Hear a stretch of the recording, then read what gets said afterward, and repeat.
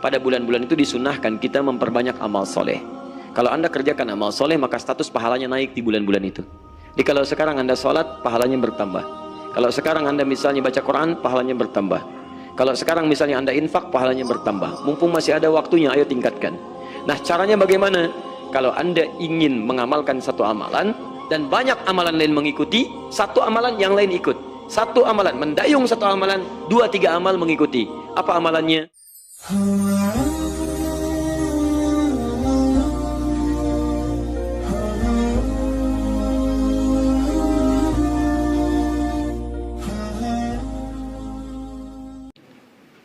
Assalamualaikum warahmatullahi wabarakatuh. Ustadz, mohon dijelaskan tentang saum-saum sunnah di bulan Muharram apa saja.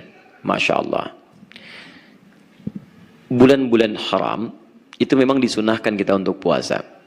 Hadisnya di Al-Bukhari nomor hadis 1379. Ya, puasa yang sangat dicintai oleh Allah, disukai Allah setelah bulan Ramadan adalah Syahrullahil Muharram, bulan-bulan hurum.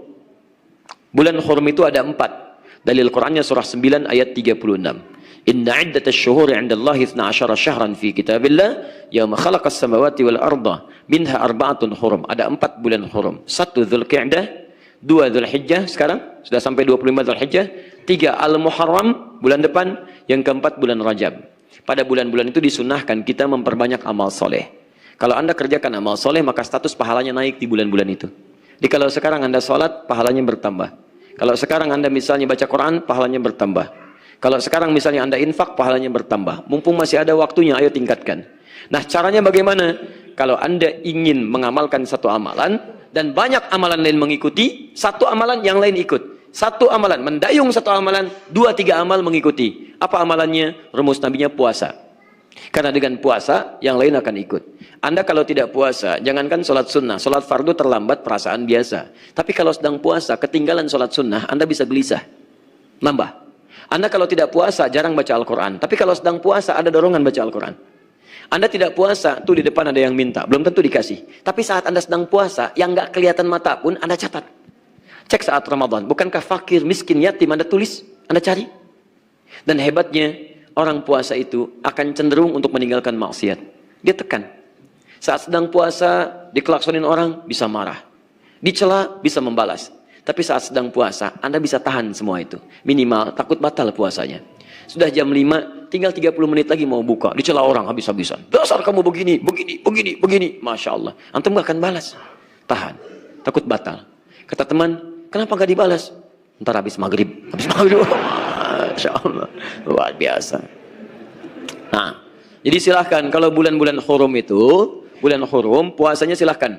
Mau sunnah-sunnah biasa, silahkan. Sunnah biasa itu Senin dengan Kamis. Sekarang hari apa? Hari Sabtu. Nanti lusa, Ahad, lusanya Senin, silahkan puasa. Kamisnya puasa. Ayamul Bid sekarang sudah lewat, tunggu bulan depan. Makanya kalau ada harinya jangan dilewatkan. Karena belum tentu hidup sampai bulan yang berikutnya. Paham ya?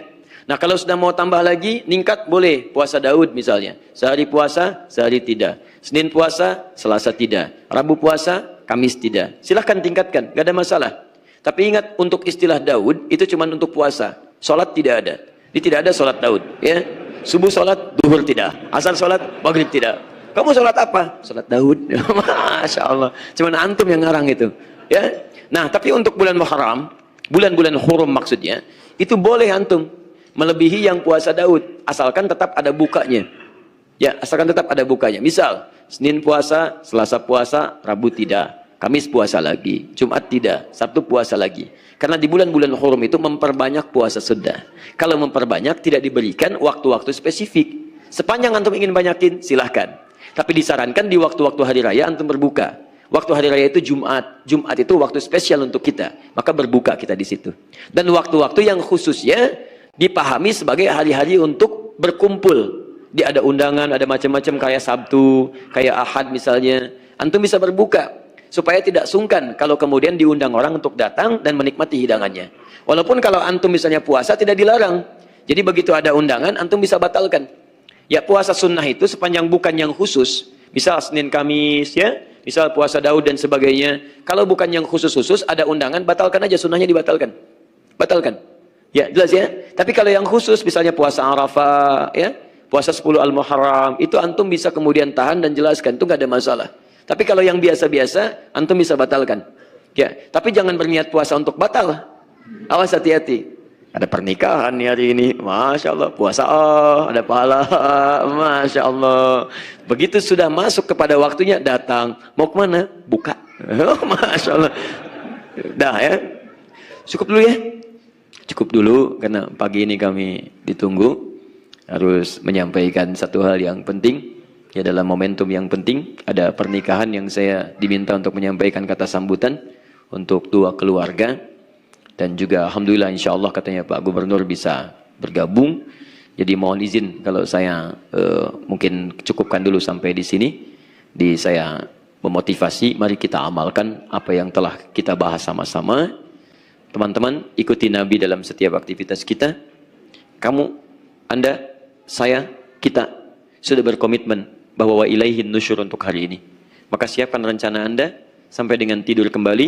Ayo, sekarang mau sholat duhur nanti di mana? Asar mau jamaah di mana? Hari ini mau membaca berapa ayat Quran? Hari ini mau menghafal berapa ayat? Ayo hadirkan dalam diri kita. Infaknya mau berapa hari ini? Harus punya posnya. Ya, tidak harus diartikan dengan uang, bisa dengan makanan, dengan pakaian. Hari ini mau sedekah apa? Minimal dengan senyuman. Jelas ya? Mudah-mudahan Allah merahmati kita semua. Mudah-mudahan Allah memberikan yang terbaik untuk kehidupan kita dan mengampuni dosa-dosa kita sebelum kembali kepada Allah Subhanahu wa taala. Demikian, berjumpa nanti maghrib di Masjid An-Nur di Bio Farma. Kita akan membahas tentang rumus bahagia dalam naungan Al-Quran dan Sunnah.